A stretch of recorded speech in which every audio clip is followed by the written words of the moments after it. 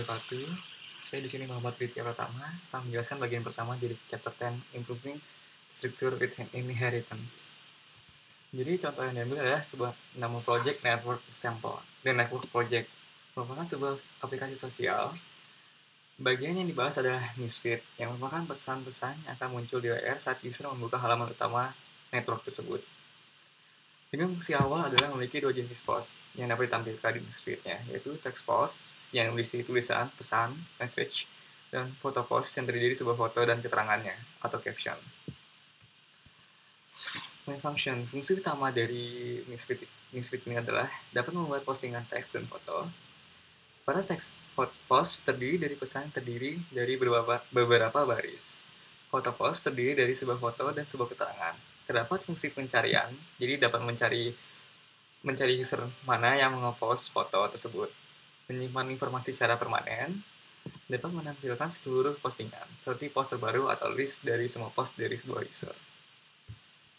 Secondary feature, jadi fitur tambahannya adalah username dari pembuat, jadi dalam post tersebut terdapat nama pembuatnya, teks dari pesan yang disampaikan untuk teks foto, file name dari foto yang ditampilkan untuk foto post, waktu dari postingannya, jadi berapa lama sudah ditampilkan, atau kapan post tersebut diposting, berapa banyak like-nya, keterangan dari foto tersebut, yaitu pada foto post, list dari komentar oleh user lain. Berikut merupakan kelas dan objek. Message post terdiri dari username, message, timestamp, likes, dan comment. Foto post sama terdiri dari username, file name, caption, timestamp, likes, dan comment. Message post yang dapat ditunjukkan adalah username, message, timestamp, likes, dan comment dengan metode like, unlike, add comment, get text, get timestamp, dan display. Foto post terdiri dari username, file name, caption, timestamp, likes, comment dengan metodenya like, unlike, add comment, get image file, get caption, get timestamp, dan display. Newsfeed class, dengan adanya class message post dan foto post, maka dapat dibuat objek baru yang terdiri dari objek message post atau foto post. Dan objek yang merepresentasikan newsfeed tersebut yang terdiri dari kumpulan message post dan foto post. Oleh karena itu diperlukannya kelas baru yaitu kelas newsfeed. Jadi newsfeed ini akan memunculkan isi jadi message post dan foto post secara bersamaan. Nah, representasi newsfeed class. Jadi dalam newsfeed terdapat message, yaitu array list jadi message post yang terdiri dari message post, dan seterusnya. Dan terdapat array list foto post yang terdiri banyak foto post.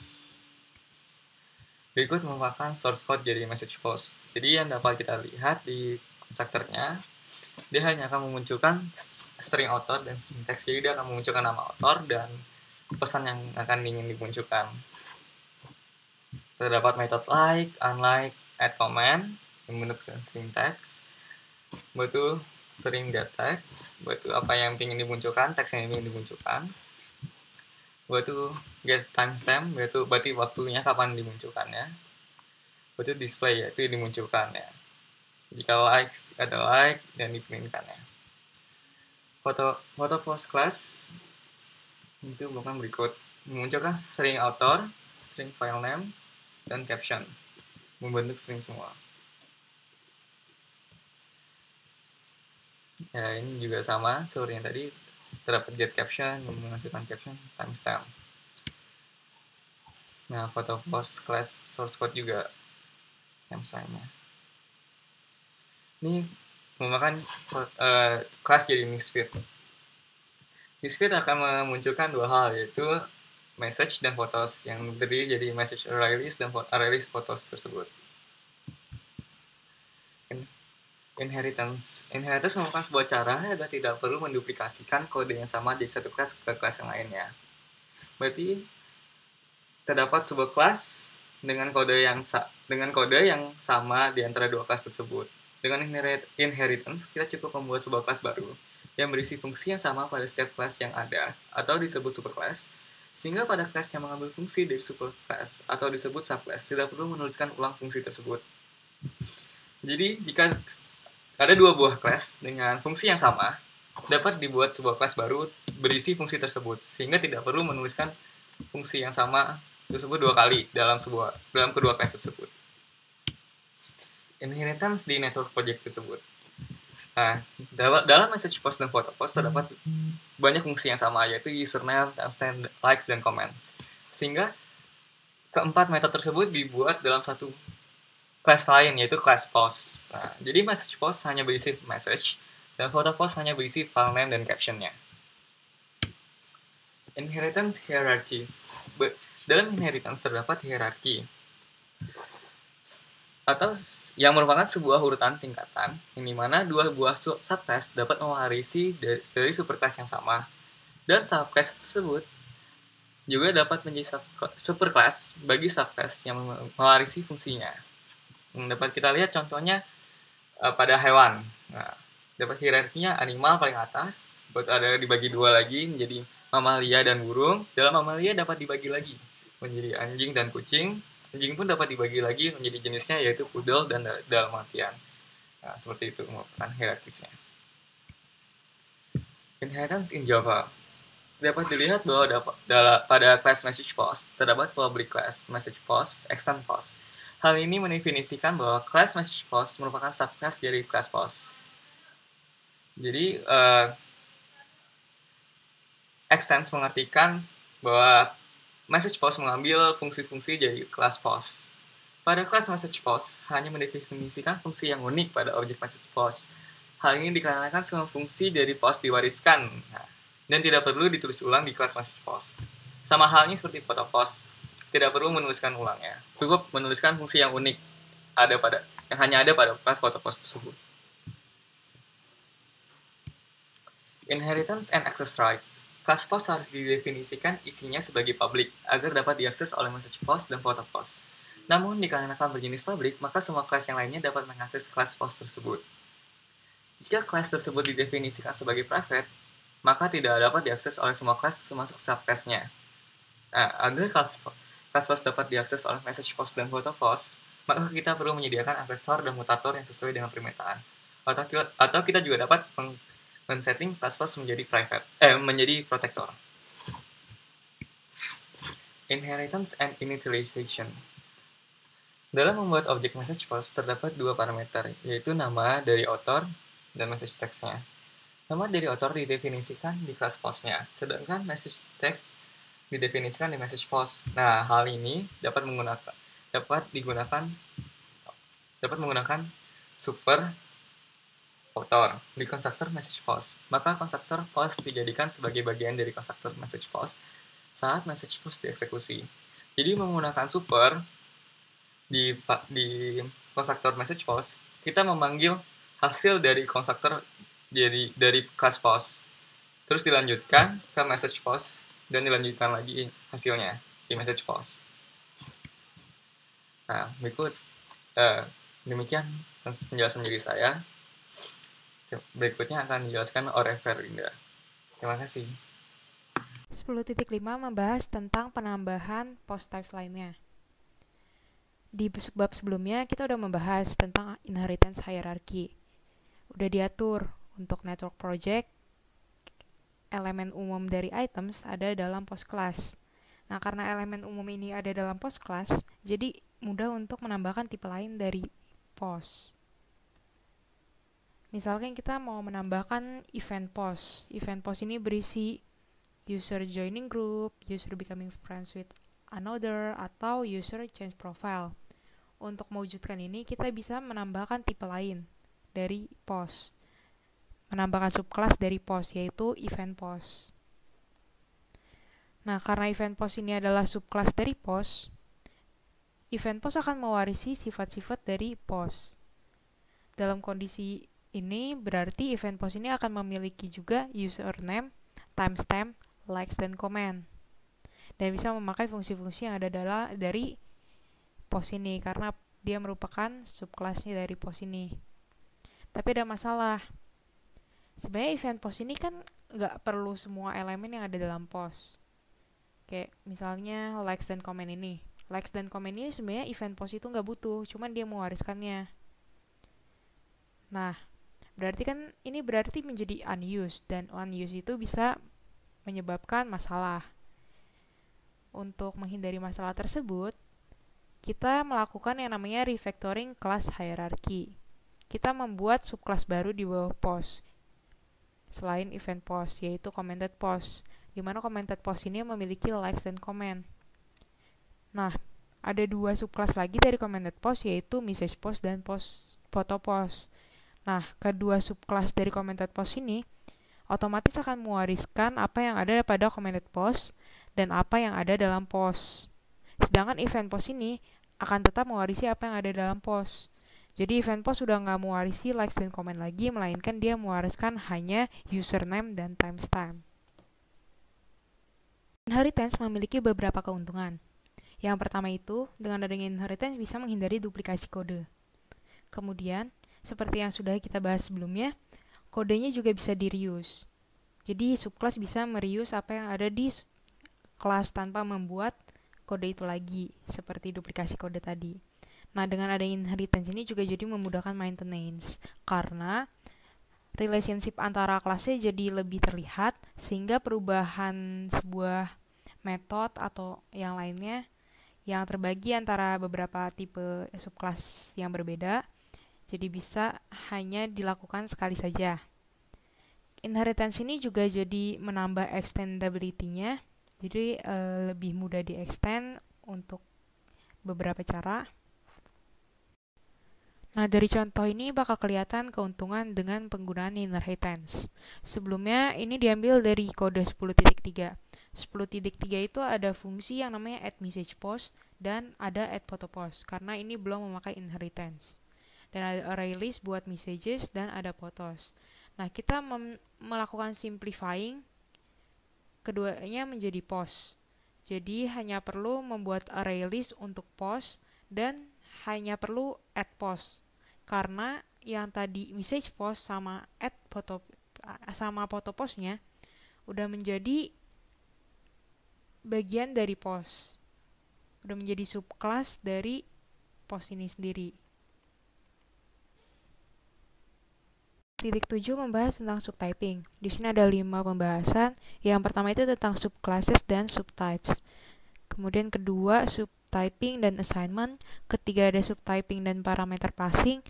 Keempat, variabel polymorphic. Dan kelima ada casting. Dari yang pertama, subclasses dan subtypes. Jadi tipe dari objek yang dibuat dari kelas message post adalah message post itu sendiri. Tipe yang didefinisikan oleh kelas bisa memiliki subtypes. Contohnya, message post itu merupakan subtype dari post. Nah, kemudian subtyping dan assignment. Kalau misalnya kita mau melakukan assignment objek ke variabel, tipe objek harus sama dengan variabel. Misalnya, car my car sama dengan new car.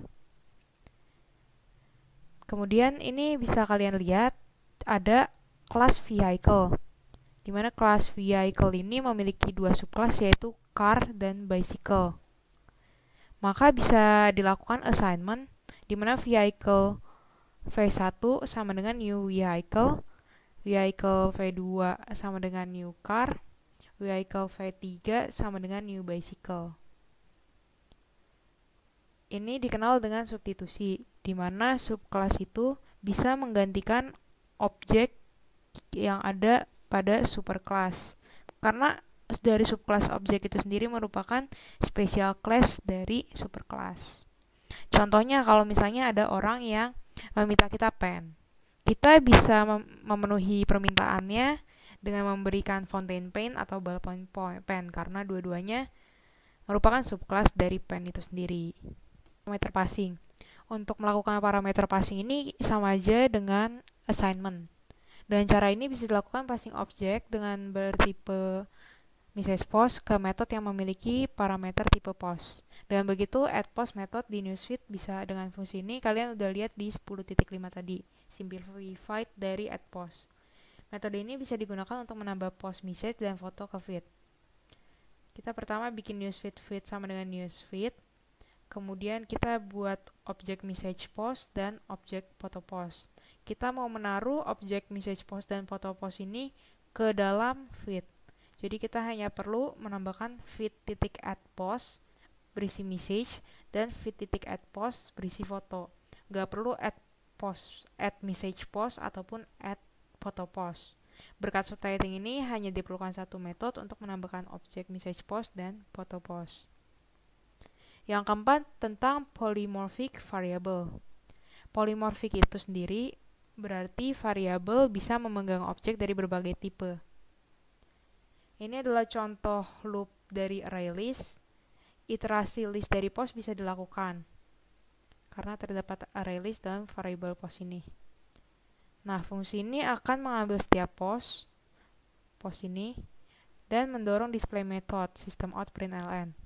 Post aktual yang didapatkan dari list itu memiliki tipe MessagePost atau PhotoPost, bukan post. Berhubung variabelnya polymorphic, maka loop variabel dari tipe post bisa digunakan. Yang kelima, casting. Jika diketahui variabel subtype memiliki objek subtype, assignment bisa dilakukan. Contohnya, kita tadi ada vehicle yang memiliki subclass car dan bicycle. Kita mau assign vehicle dengan V. Nah, kita juga mau nge-assign car C sama dengan new car. Kalau kita seandainya nge-assign V sama dengan C, itu benar. Karena vehicle sama dengan new car. Car bagian dari vehicle. Sedangkan kalau kita C sama dengan V, itu salah. Karena car bagian dari vehicle, tapi vehicle belum tentu car. Nah, ada casting operator untuk membetulkan ini. C sama dengan car V. Jadi dia secara eksplisit memberitahu kalau tipenya itu car. Selain itu juga ada contoh di samping ini. Vehicle V, car C, bicycle B. C sama dengan new car. Oke, kayak tadi. V sama dengan C. Vehicle sama dengan new car. Itu oke. Sedangkan kalau B sama dengan bicycle B, bicycle B, atau B sama dengan bicycle V, itu akan menghasilkan compile time error dan runtime error. Berikut saya akan menjelaskan mengenai object class. Object class merupakan kelas yang ada pada Java Standard Library yang dibuat untuk menjadi superclass dari seluruh objek. Jadi secara default, seluruh kelas yang ada dalam sebuah project akan meninherit dari object class. Karena setiap kelas tersebut akan memiliki superclass. Namun seiring dengan berjalannya program, sebuah kelas akan meninherit dari beberapa superclass tertentu, sehingga mereka akan memindahkan dirinya dari meninherit object class menjadi kelas tersebut. Object class sendiri tidak perlu di-extend. Namun, apa gunanya object class ini? Object class digunakan untuk mendeklarasikan variabel polymorphic untuk tipe objek agar dapat men-hold objek apapun. Dan juga object class akan mendefine beberapa metode yang akan secara otomatis ada untuk seluruh objek yang ada. Dapat dilihat pada grafik ini, ada beberapa class yang pada contohnya vehicle, person, string ini akan meninherit dari objek. Namun untuk beberapa class yang sudah secara eksplisit ditentukan akan meninherit dari superclass mana, seperti car dan bicycle, maka mereka hanya akan meninherit dari vehicle. Namun bila car dan bicycle tidak menginherit dari vehicle, mereka akan secara otomatis meninherit dari objek class sendiri. Lalu berikut saya ingin menjelaskan mengenai collection hierarchy. Java Library akan menggunakan inheritance secara ekstensif dengan definisi dari class collection. Contoh dari collection hierarchy sendiri adalah ArrayList yang meninherit dari kelas bernama AbstractList dan juga meninherit Abstract Collection. Jadi kesimpulan dari chapter 10 ini dapat disimpulkan dalam beberapa poin berikut. Yaitu setiap kelas yang ada pada Java akan disusun dalam hierarki inheritance. Bila tidak secara eksplisit ditentukan, maka akan meninherit kelas objek. Lalu subclass akan merepresentasikan spesialisasi dari superclass. Subclass akan meninherit seluruh field dan method dari superclass. Inheritance dapat digunakan untuk menghindari adanya duplikasi code dengan menggunakan kembali code yang sudah ada. Subclasses akan membuat subtype yang akan membuat variabel polymorphic, dan yang terakhir adalah inheritance akan membuat desain dari struktur kelas lebih mudah dijaga dan fleksibel. Sekian video dari kelompok kami, terima kasih sudah menonton sampai akhir, semoga membantu.